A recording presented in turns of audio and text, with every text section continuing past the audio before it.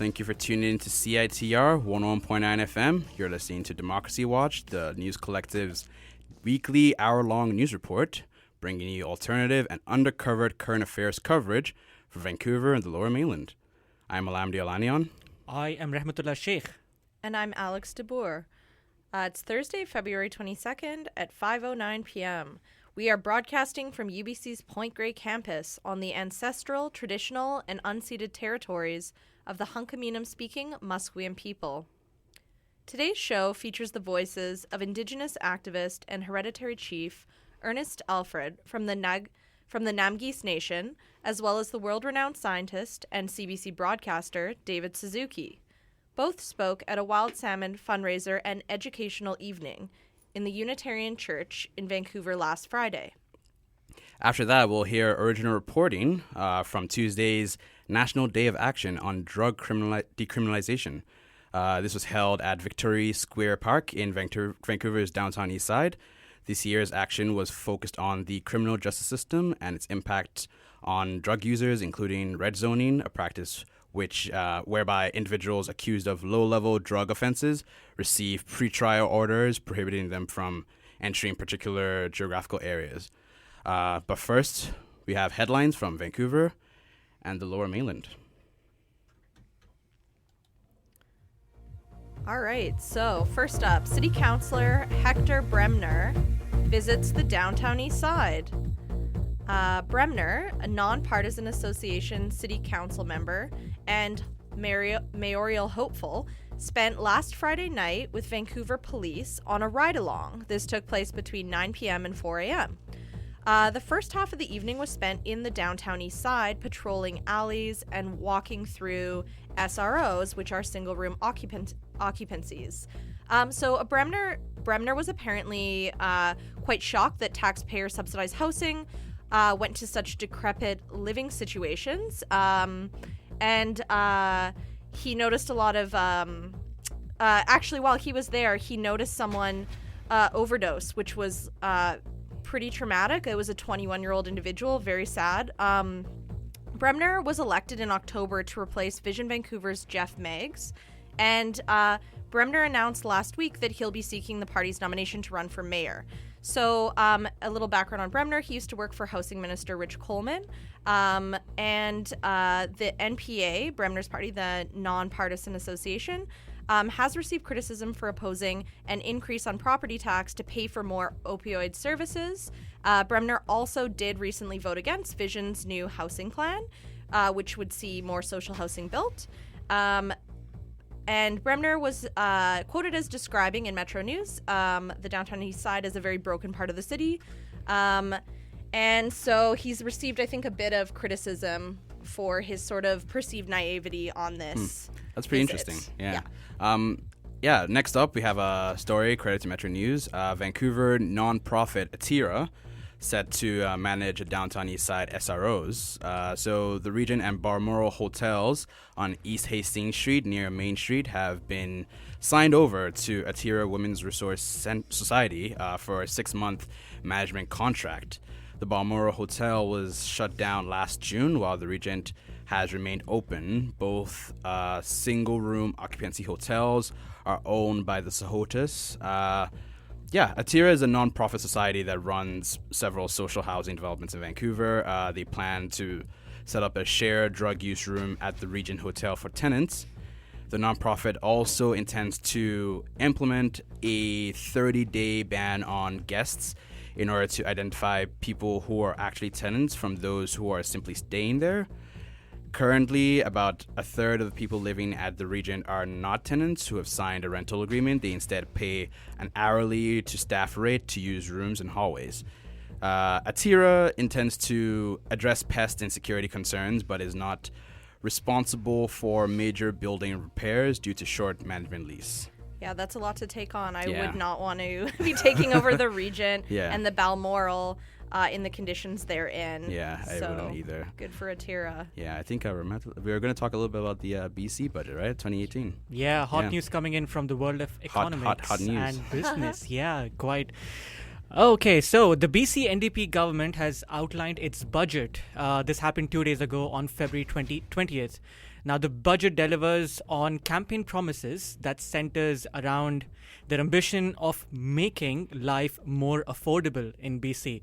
We'll further have a look how that's going to be possible or whether that's going to be possible at all. So now, while the budget includes more spending on education, health, and social programs, it also increases revenue through new taxes aimed at the housing market. What those new taxes are, or what that one new tax is something that we'll discuss very soon. Yeah. And here are a few highlights of that proposal. Now, first up, the new tax that we've all been listening about and looking at on Twitter especially is speculation tax. Now, BC is the only province to have this tax.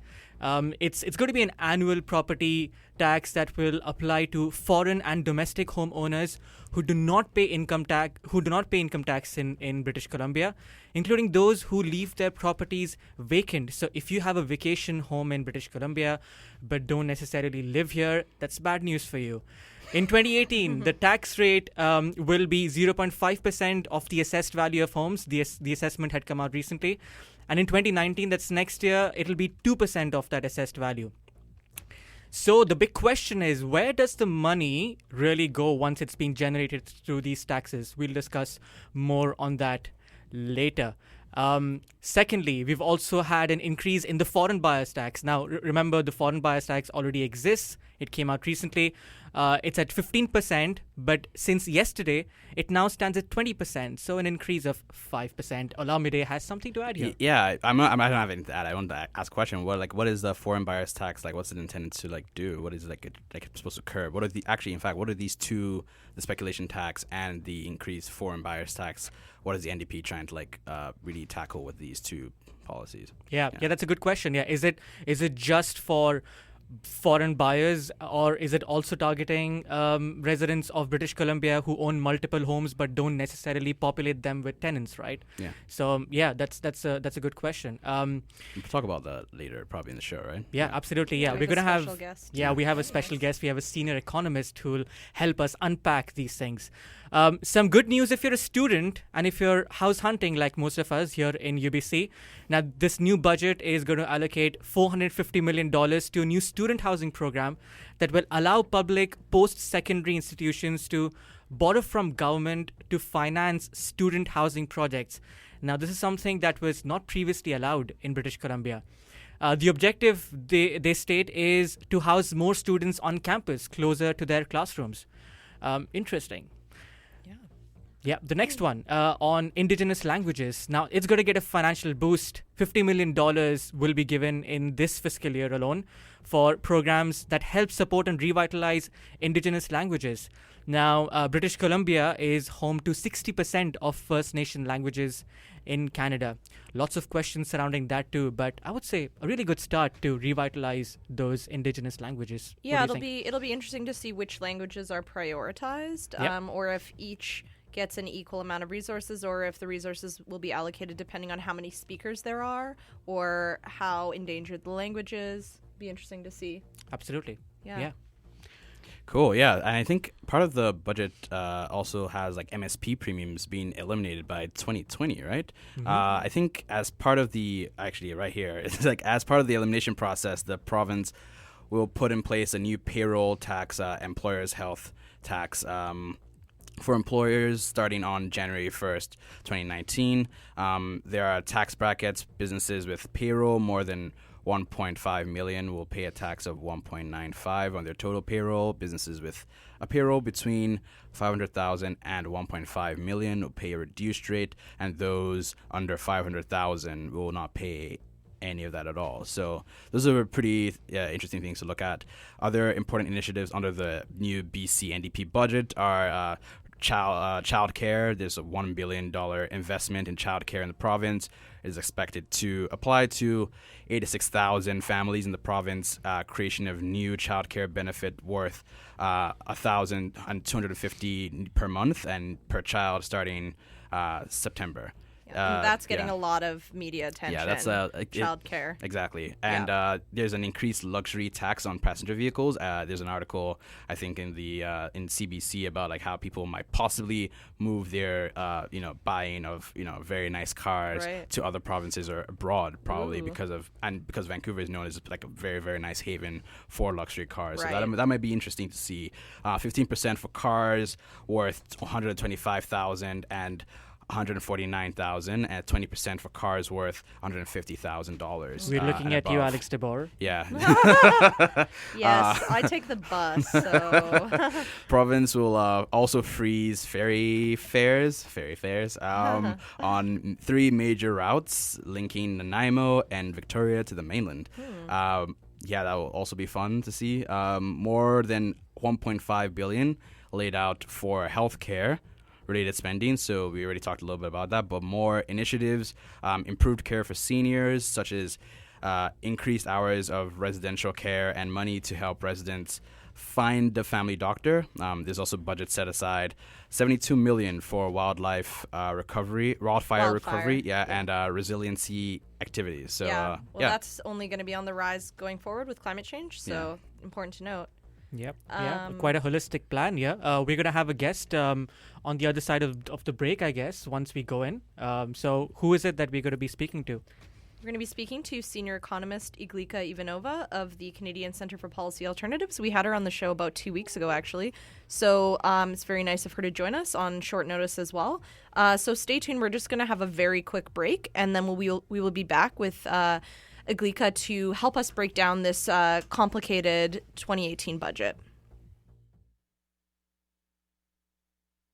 Ocean, border, sub-urban, dispersal, determinacy, mulatto, mestizo, Métis, Cabra, Eurasian, Creole, colored, split. Those who have no history are doomed. An excerpt from The Reinventing Wheel, spoken by author, Vancouver poet Wade Compton. Celebrate Black History Month with CITR 101.9 FM as we host content exploring Black history in Vancouver and beyond. Tune in this February and check out CITR.ca for regular updates on the scheduling of our Black History Month programming.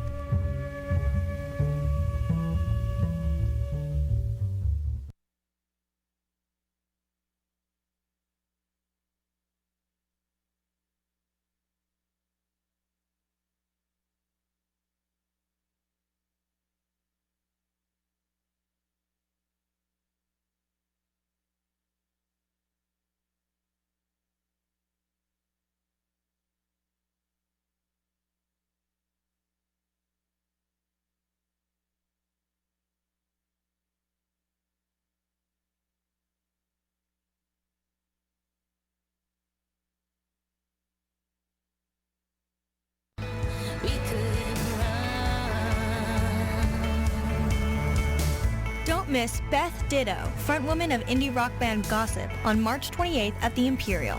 Ditto will be performing tracks from her debut solo album, Fake Sugar, with special guest Shun. Tickets are available now at livenation.com.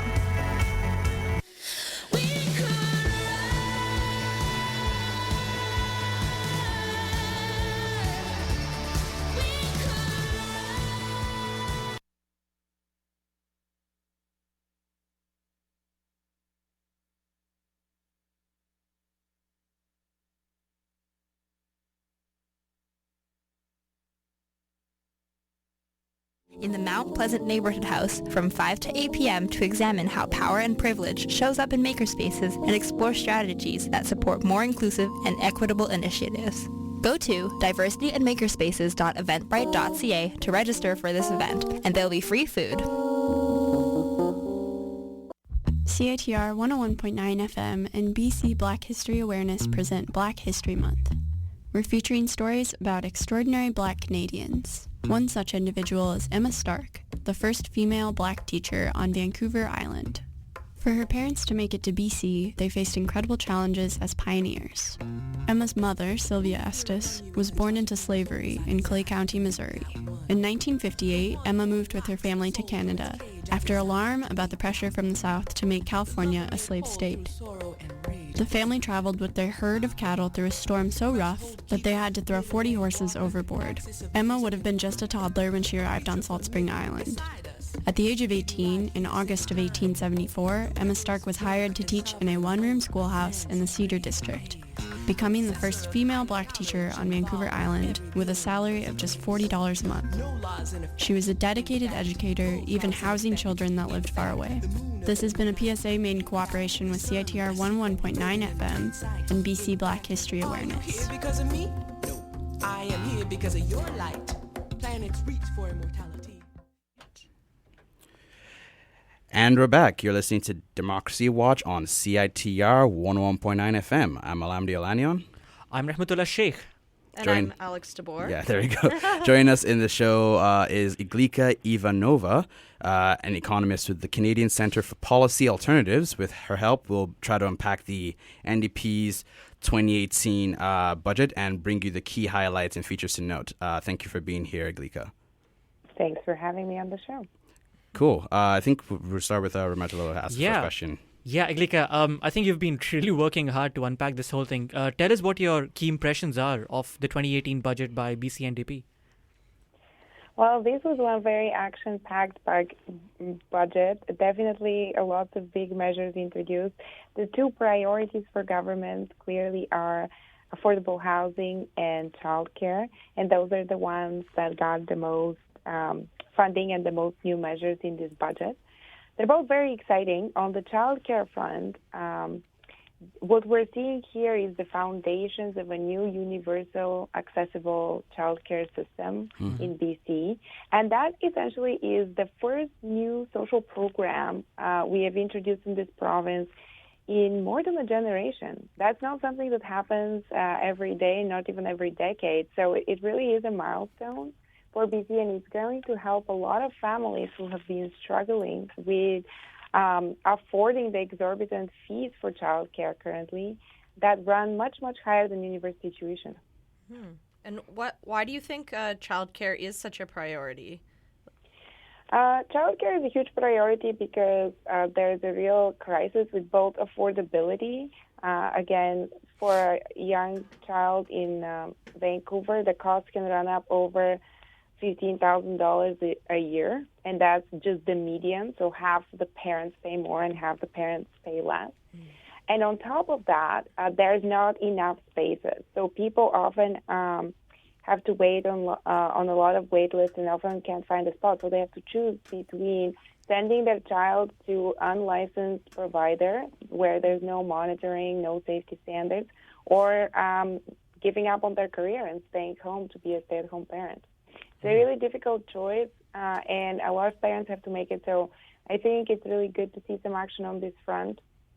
Right. BC is behind many other, Canada in general is behind many other countries in this area. We know that the early years are key for learning and development, brain development and social development, and yet we invest very little public dollars in early education. So this budget is about to change that. Cool. Right. Yeah. So we did speak about education. So we spoke a little bit about childcare. But then one of the features of this budget is also taxes on people who have vacant homes but do not pay income taxes in BC. This could be about vacation homes especially. But do you think this vacancy tax targets foreigners? What about BC residents who may own multiple homes but don't really have any tenants populating them? So you're right. The measures on the housing side that tackle the real estate situation in BC are also very notable. And we're seeing here quite a few tax measures on the housing side, and the aim of those measures is to reduce speculation and rein in a bit the exorbitant price increases we've seen in real estate in Metro Vancouver specifically, but not just in Metro Vancouver. We're starting to see it in Victoria and in the Okanagan. So there is 4 different taxes or tax changes. The most notable one, and the one you talked about earlier on the program, is the new speculation tax. That's what it's called. And the goal of this tax is it targets both foreign and domestic property owners. It doesn't matter where you're from. Right. What that matters is whether or not you own a home that is essentially unoccupied. So there is an exemption for primary residences. So if this is your primary residence, the tax does not apply. And there is an exemption for long-term rental. So if you're using your property to rent on a long-term basis, then the tax does not apply. However, if you're using the property to Airbnb, or if it's sitting empty, then a tax would apply, and the tax will, you'll be able to deduct from the tax any income tax you have paid in British Columbia. So if you're working here, then you likely will not be paying the tax. I mean, depending on how many houses you own that are Airbnb. But if you're not working here, if your money is coming from somewhere else and you're investing it in the Metro Vancouver housing market, you're going to see a new tax. And so the idea of that tax is not as much to raise money for government as it is to incentivize property owners to rent their properties on a long-term basis, and that's to help their situation of very low vacancy rates in rental. And then if they don't wish to rent them, then it does raise money for government that can be invested in, building affordable rentals. Cool, thank you. So where is the money that is being collected through these new taxes, the speculation tax and the increased empty homes tax? Where are they going to? What is the NDP plan to use with this increased revenue? Well, the revenues are all going to general revenue, is where all of the tax revenue goes. But there's also in this budget significant investment in affordable housing. There's about $1.6 billion over the next 3 years in building new rental properties, in building new student housing, as you mentioned, housing for women and children escaping domestic violence, housing for seniors. So a wide variety of new affordable rentals and other social housing being built. But I think what's significant about this budget, when you think about the housing plan and the taxes specifically, is that the government recognized that, we've seen incredible windfall gains in property values, in land values in this province, and they're starting to look at property as a tax base more seriously, because this budget also introduces a sort of a progressive property tax. It puts on a third tax on the property tax, annual property tax for those who own houses valued at more than $3 million. So if you own an expensive house, you're going to pay a slightly higher property tax on it. And also when you sell that house valued over $3 million, you're going to pay a higher property transfer tax on it. So we know that wealth inequality is very high in our province, and this is sort of an attempt to have a progressive tax on land wealth, right? Which I think is something that is very positive. Yeah. Speaking of wealth inequality, what effect will this have on the working class family? Is this budget catering to working class families, especially Indigenous families, as they are the demographic with the highest growth rate? One of the highest growth rates, yeah. Yeah. Well. The affordable housing and childcare package is definitely going to make life more affordable for many families who are working and who are currently having trouble. It's not going to happen overnight, obviously, with the childcare. Even though there's an ambitious plan to increase spaces, they're still going to take a little while to come in. Even the benefit that's been introduced doesn't come in until September. So, it's going to take a little while for these benefits to be felt, but fairly soon there will be significant help for those working families who were completely ignored by the previous government. I mean, we haven't seen so much ambitious investment in priorities that matter to ordinary people for a really long time. Right. Yeah. Right, yeah. Speaking of healthcare now, so MSP premiums will be completely eliminated. They're going to fund this through tax breaks to employers. But is the government losing out on revenue by making this move? And if they are, then how do they make up for it? Yeah, so this is an interesting question, and that was one of the surprises of this year's budget, the announcement that MSP will be eliminated in 2020. And the reason why it's a surprise is that we currently have an MSP task force that is still working on their final report.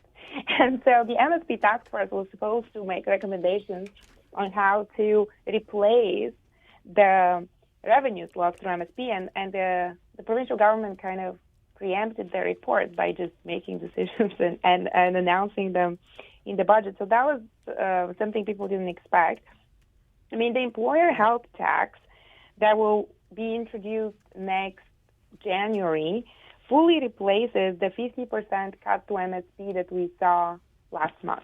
Mm-hmm. Right. So that revenue is going to be fully replaced. And on top of that, it partially replaces some of the revenues from the remaining 50%, which will be cut in 2020, but not fully. Overall, at this stage, the government is going to, if nothing else changes, the government is going to be short about $700 million a year. Okay. However, my expectation is that, the MSP task force will report in the end of March when the report is due, and their recommendations will be used to announce other measures to replace the remainder of the MSP, and those will be announced probably in next year's budget and will come into effect in 2020 when the MSP is eliminated.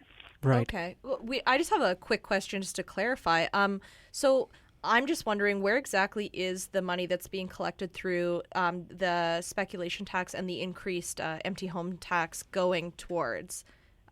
Is there anywhere in particular? The way taxes work in British Columbia is that they don't go towards specific things. Okay. Really. All the revenue goes towards in a big fund for government, and then they spend it on all their priorities. But if you compare then the increase in taxes from those housing measures, housing new taxes, to, say, the increased investment in affordable housing, you can make an argument that, okay, it's going towards housing, but, it's going towards helping fund all the priorities. Okay, cool. Yeah. Maybe just one final question? Yeah, Iglika, just on a final note, so do you have any criticisms of this budget? Like from your own perspective? Of course. No budget is perfect. There were two items that were notably missing, and that was action, more significant action to help those living in poverty. Specifically, I wish there were increases to disability assistance rates and welfare rates. We know that those remain thousands of dollars below the poverty line. Mm-hmm. Now, the government is in the process of consulting to develop a poverty reduction plan, and new legislation is supposed to come in September or in the fall. So essentially what this budget does is asks the poorest British Columbians to wait for next year's budget to see a benefit. It's not going to happen. It's just that, I really think that those people have waited long enough, and we could have afforded to help them. And what the government chose instead is to balance the budget and to show a surplus on the books, and to help those living in poverty immediately. Right, prioritize them, yeah. Yeah. These are all complicated issues, but thank you so much for simplifying this for us. Yes. Yeah, we really appreciate it. Thank you so much. Thank you. Cool. And so stay tuned for our upcoming story on the National Day of Action on the overdose crisis. This was a rally that took place downtown on Tuesday, calling for the decriminalization of drugs and criminal justice reform as it relates to drug users. We'll be right back with more local news on Democracy Watch after this short break. Stay tuned.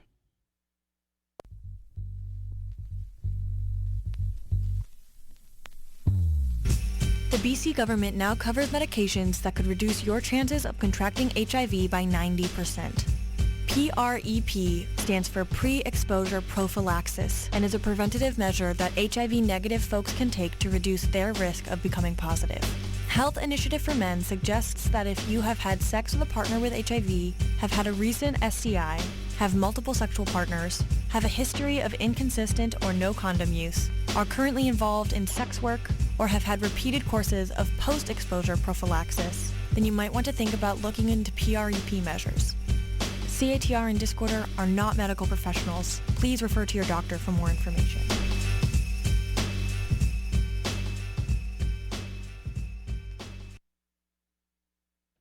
And we're back. This is Democracy Watch on CITR 101.9 FM. We just finished an interview with Aglika Ivanova, a senior economist with the Canadian Centre for Policy Alternatives, and she broke down the NDP's 2018 budget for us.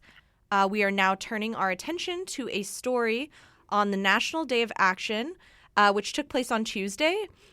This reporting was done by myself, Alex DeBoer, and Ryan Patrick Jones.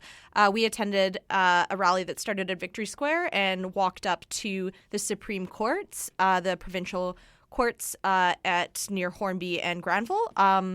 And so Ryan edited and produced this piece based on the reporting we did. Extraordinary. He did an amazing job. I'm so excited to play this. So let's take a listen.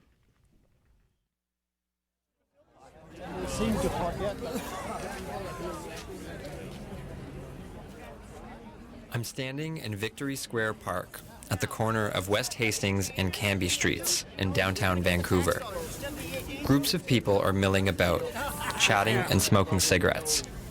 The smell of weed in the air is prominent, but this isn't any ordinary day in the downtown east side. A microphone and speakers are being set up at the top of the stairs in the center of the park. A circle has formed around a group of drummers. 4 women are holding signs saying "Moms Stop the Harm." One of them, Kat Vahama, tells me why she's here. What brings you here today? Well, many things. Predominantly, I lost my son to fentanyl poisoning in August of 2016, and we need to have a complete paradigm shift on how we deal with drug use, addiction. It is a health crisis that we're dealing with, and shame, blame, and incarceration are not the way to help people. Today is the 2nd annual National Day of Action on the Overdose Crisis. In the last 2 years, the number of deaths in British Columbia from drug overdoses has tripled, with more than 1,400 people dying last year. The synthetic opiate fentanyl is being blamed for the spike in deaths. Today, around 200 activists, drug users, and drug policy reform advocates have gathered here to urge the government to change its approach to drug use. The focus of the rally is the criminal justice system and the harmful effects it has on those who use drugs.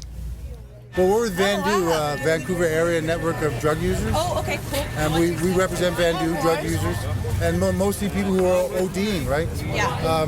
We're here for the National Day of Action. This is happening in every city across Canada. So, we want the politicians to make drug policy that works for the people, right? The rally was organized by Jordan Westfall, president of the Canadian Association of People Who Use Drugs. He's a recovered opioid addict who just completed his master's in public policy at Simon Fraser University. Here he is speaking to the crowd. We are going to see 4,000 people die this year needlessly because of the overdose epidemic and because of the criminalization of people who use drugs. This needs to end immediately, and the only way it'll end if we raise our voices. The people gathered here are calling for the decriminalization of all drugs and for government resources to be transferred from enforcement of drug laws to treatment of health and addiction issues. In an interview at the rally, Westfall lays out his organization's demands. We need to decriminalize drugs. We need to cut the Ministry of Justice's budget, divert that money into supports, into harm reduction and overdose prevention. And we need to eliminate charges from people's criminal records for nonviolent offenders.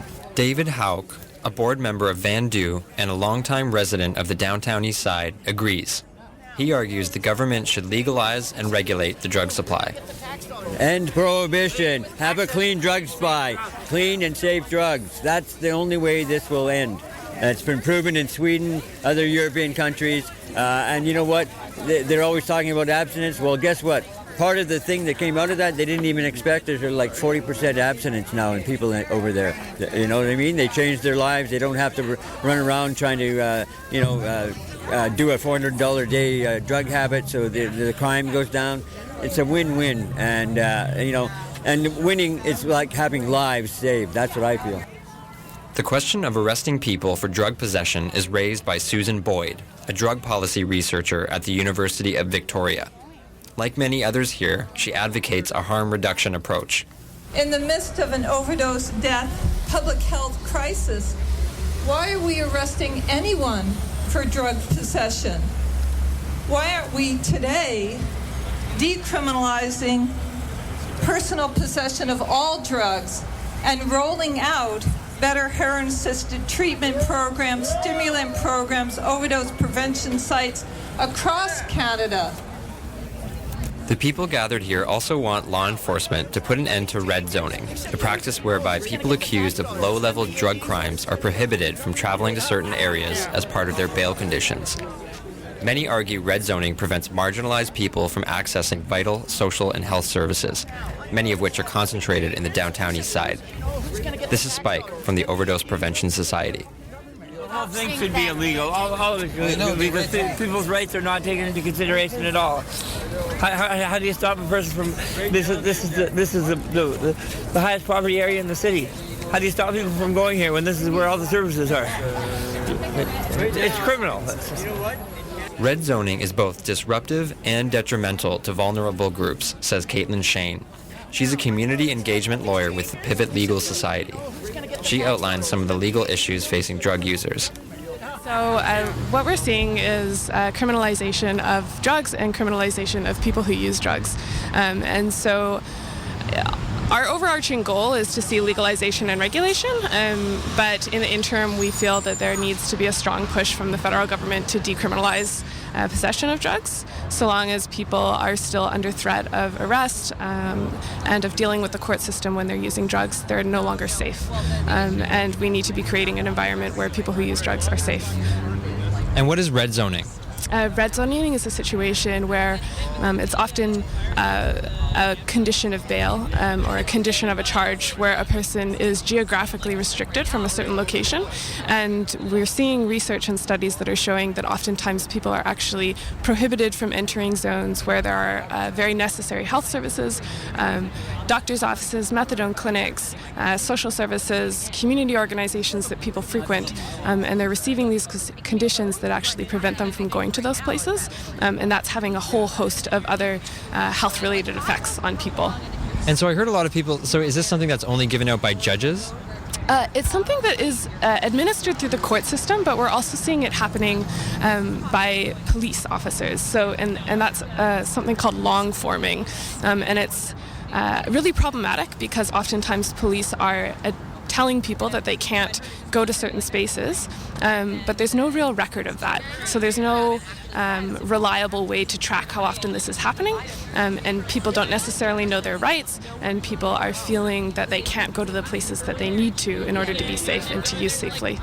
And so how does that play out on a day-to-day basis for people who have been red zoned? Like how is it enforced? Yeah, so we hear from a lot of folks about the impact that this has on their lives, and primarily it means that they're prevented from going to the places where, again, they feel safe. So whether that is a community space like Vandu, or a health service, or a doctor's office, or a methadone clinic, oftentimes these red zones are administered, and people are given a certain amount of time during the day where they are able to access those services. But if they miss that window, which is often the case if you don't have an alarm clock or you don't have the same sort of luxuries that a lot of people do have who have housing, people are missing those windows, and then they're being further criminalized for just trying to access services that they really need. And so what needs to change? We need to see a lot of things change. We need to see government taking the idea of legalization and regulation seriously, and we need to see decriminalization in the interim, so at the very bare minimum, people can be safe when they use drugs. We need to see the provinces expanding access to things like heroin-assisted treatment and opioid substitution therapies. We need local police departments to adopt policies of non-attendance to overdoses. We need local police departments to deprioritize possession charges. And we really just need to see the federal government take seriously its claim that it's treating drug use as a health issue and not a criminal matter. Support. Hey, no more drug war, justice for the poor. Begging from a single law, we can use support. After a round of speeches, the rally-goers begin marching to the provincial law courts, where drug crimes are prosecuted in downtown Vancouver. Led by a convoy of police motorcycles, marchers make their way down Pender Street to Howe Street, doing their best to make sure their message is heard. No more drug war! No more drug war! No more drug war! No more drug war! No more drug war! Decriminalize now! They arrive at the law courts, and it's time for more speeches. You know, they don't realize what they take away when they just say, you can't go there because you're going to get drugs. Let's get real, people. Doesn't matter where you put me, I'm going to get my drugs. I use drugs, and I ain't ashamed to say it. And there ain't nothing wrong with me. A man from a group called Culture Saves Lives brings attention to the ongoing legacy of colonialism in Canada. There is injustice in this country, and it's called Canada. Today, their spokesperson is Trudeau. Today, the Indigenous people and non-Indigenous people, settlers and people of all walks of life, join hands to stand up, to have love and compassion for one another. Love and compassion for those who are hurt, those who have been oppressed, and those who have been inflicted upon. Genocide after genocide, generation after generation. They change the names, they change the laws that benefit themselves, and we pay the price. Shame on them. There's a man in a baseball cap who's been standing silently throughout the entire event. He's holding a picture of a young boy. When asked about the picture, he explains. This is Joe Evans. He's 29 years old, and I know him for about 9 years. He's been off and on living on the streets, and he's local in downtown East Side. He's had a tragic life when he was very young, around 20 years. What got him into addiction was a tragedy that happened with his mom, and after his mom passed away, it went downhill with him, so he has been struggling for many years. He's been living in the streets and living in shelters. And so what happened to Joel? He was found in the Balmoral Hotel. Yeah, that's where he OD'd in one of the washrooms, and unfortunately in one of the hotels there. It's a haven for drug addicts where they go there to use and stuff.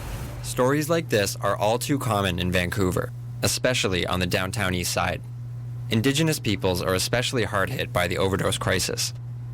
The First Nations Health Authority found that Indigenous people account for 10% of all opioid deaths in BC, despite making up only 3.4% of the population. Eventually, the crowd locks hands and forms a human chain spanning the sidewalk and the footsteps of the courthouse. Go to the bottom step and lock arms around this courthouse. We are going to red zone the courthouse. The human chain is meant to symbolize a red zone of the type forced upon those who run afoul of the law. The rally-goers even try to get the police to join. Come join hands!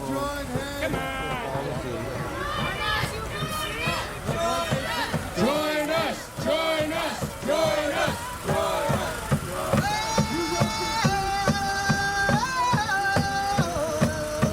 The National Day of Action ends with a group of singers and drummers sharing their music from the center of the symbolic red zone on the footsteps of the provincial law courts.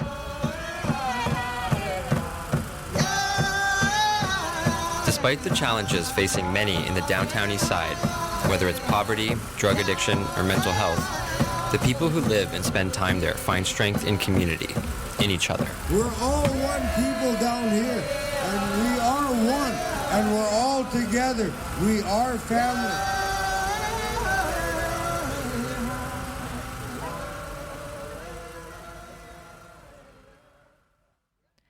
All right. right, we're back. That was a report from Tuesday's National Day of Action on Drug Decriminalization held at Victory Square Park and in front of the Supreme Courts in downtown Vancouver. Thank you again to News Collective member Ryan Patrick Jones for all his blood, sweat, and tears. Next, we have a collection of voices from a fundraiser and educational night held at the Unitarian Church of Vancouver. This tape was collected by News Collective member Christina Song. She also edited and produced the piece. Let's take a listen. Withstands the weather. Well, anyone can do it alone, but we're stronger together, like links in a steel chain. There is an urgent situation facing British Columbians. Marine Harvest Canada, the largest Atlantic salmon fish farming company in British Columbia, is waiting to see if their Atlantic salmon farming tenure will be renewed this June. Some scientists argue that open-net salmon farms, which are used off the coast of British Columbia by Marine Harvest Canada, endanger local wild salmon population by increasing their chances of disease. Opponents of fish farming believe such aquaculture operations, which largely raise Atlantic salmon, devastate wild Pacific salmon stocks by transferring disease and parasites. Open net systems allow water to flow freely between pens holding farmed fish and the natural marine environment.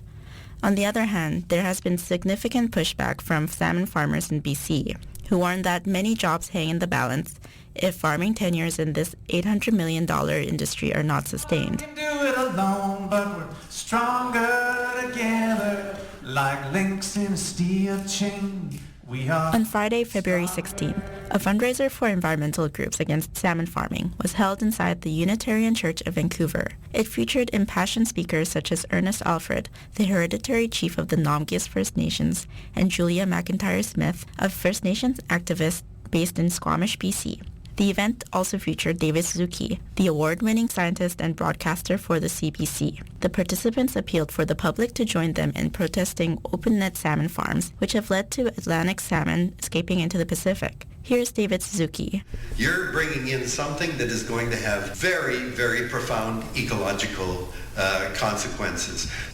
That invasive species are very, very, very debilitating. An act of faith. The DFO, the Department of Fisheries and Oceans, says Atlantic salmon can't reproduce. So even if they escape, don't worry.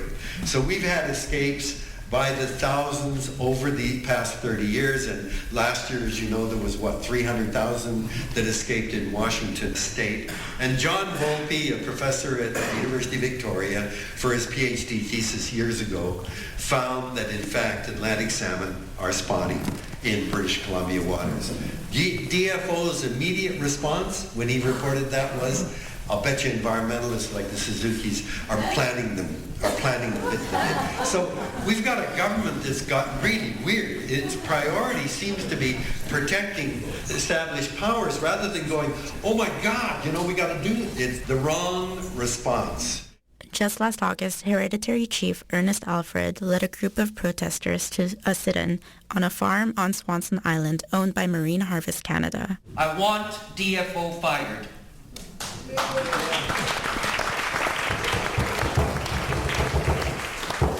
We now have the internal documents that implicate DFO working with industry, directly hiding it and trying to cover up the disease we call Piscine reovirus. Julia McIntyre-Smith, speaker and Indigenous activist, spoke passionately about the traditional, cultural, and spiritual connection that BC's First Nations communities have with the salmon and wild salmon fishing. Our people have had an incredibly deep connection to our traditional territories and our lands and our waters. And as my grandma tells me, this deep connection is founded on the basis of 4 traditional laws. And they're more complex, but I've broken them down to the importance of spirituality, the importance of creation, the importance of relationships, and the importance of self. And I just really want to highlight the importance of relationship. We can't live without all of creation, but all of creation can live without us. And so we need to be humble in our relationship with the earth, with the animals, with the water and the lands. We can't be dictators over the lands. We need to work alongside the lands. And I believe our ancestors did do that. They figured that relationship out. They lived cohesively and deeply ingrained within our culture and within the land.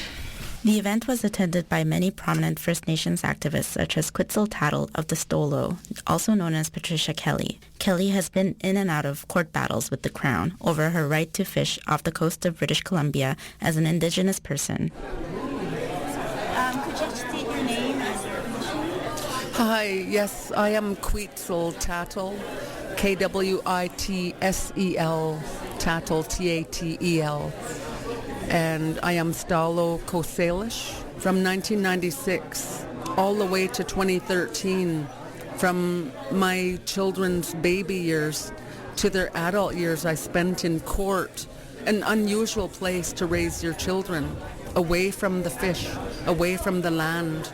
And this is a strategy of Canada. Every time they divide us up and divide us away from our resources, it's harming our chances to have a decent life on our own lands with no treaty. How would you respond to the government saying we need these resources now for jobs now? I say piss off with that concept that we need these jobs now, because they're dead-end jobs, they're short-term policies. The policies that we need are 1,000 years, not 100 years or 150-year policies.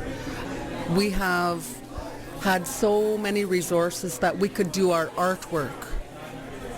We have fish, water, logs, minerals, all these things that we have, we must protect. So with the policies that we have right now, we will not have our resources. We must take a new look at hemplands, not tar sands. We must look at our own tourism and value the beauty of what we call Canada today. Democracy Watch had a chance to speak to Chief Alfred about his experience in protesting the salmon farming industry and about the federal and provincial government's involvement in the matter. My name is Kwakwa Balas. My English name is Ernest Alfred, and I'm from the Namqis at Alert Bay. And what is your role within the fight against salmon farming?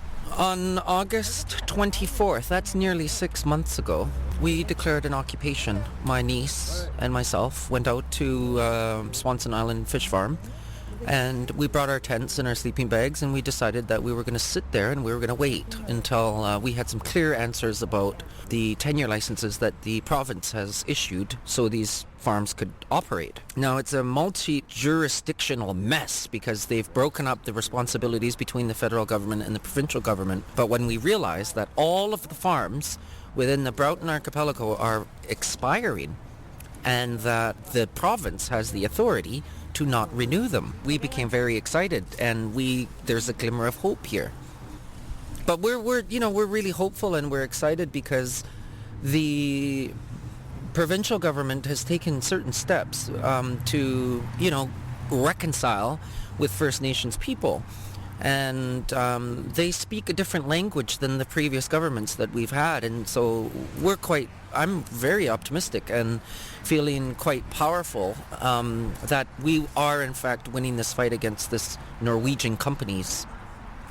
Sorry, could you clarify, are you talking about the new NDP Green Party government? Absolutely. John Horgan came to the Big House on October 10th and heard our people in our ceremony house. And, I don't believe that Christy Clark ever would have come to our Big House. And I think if she did, she probably would have showed up with a Visi vest and a hard hat on. So it's a new way that our people are not used to. The fact that he came and he brought his ministers and he heard us for over 4 hours talk about the dangers of fish farming in our territory. So the message is very loud and clear, and the solution is also really loud and clear. The BC NDP government sent a warning letter to Marine Harvest Canada last October stating that the renewal of their tenure is uncertain. The newly elected government declared their intent to abide by the United Nations Declaration on the Rights of Indigenous People. This declaration stipulates that the use of natural resources must have the consent of First Nations people. The NDP government's Minister of Transportation, Claire Trevina, campaigned last year on the promise to rid BC of salmon farms. However, Julia McIntyre-Smith isn't sure if the new provincial government will deliver on their promises. She spoke to Democracy Watch about the state of salmon farming. The relationship with the government has always been tense. They have made all these broken promises, all these empty promises to Indigenous communities about nation-to-nation relationship. Any apology they have made has been empty. The walk hasn't reflected that apology afterward. I know there was some hope when the Liberal government got voted in that maybe we would start to see a change, but it seems status quo on their part. They say the right words. They do good PR stunts. But really there's no backbone to their actions. And same thing with NDP government in BC. The woman, Claire Trevina, who is elected in the riding that a lot of my family lives up in the North Island, she came into our big house and she said she was going to get fish farms out of our territories. She made that promise before she was elected, and because of that, we got her elected. Our votes got her where she is, and now we just haven't seen really much from her. The state of salmon farms in BC is far from being resolved. Many will continue to wait with bated breath on the government's June decision over whether or not to renew Marine Harvest Canada's fish farm tenure. Many salmon farmers in BC fear that if the tenure is not renewed, jobs will be lost and the industry will suffer. You got to know how to keep the cycle going, keep the cycle going.